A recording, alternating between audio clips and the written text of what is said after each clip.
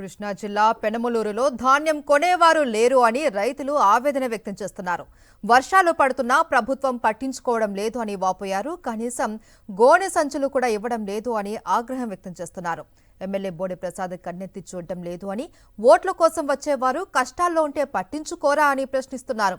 రంగు మారిన ధాన్యం కొనే పరిస్థితి లేదు అని రైతులు వాపోయారు.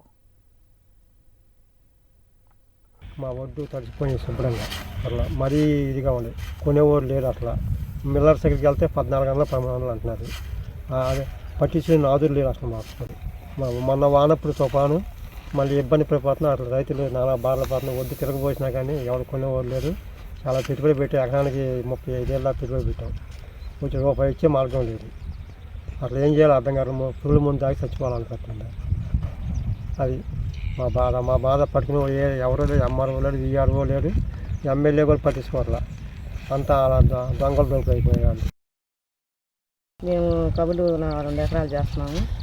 ఈ తిప్పుకుంటానికి కూడా కూలోళ్ళు ఇచ్చే స్థామత లేక వడ్డేమో పంటలు లేదు.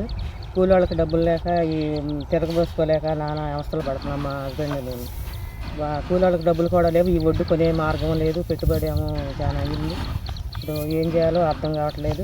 ఈ వడ్డన్నా సకాలం మామూలుగా ఆ రేటుకి రైతు వారి రేటుకి అమ్మితే బాగుంటుందని నేను కోరుతున్నాను ప్రభుత్వం వాళ్ళని.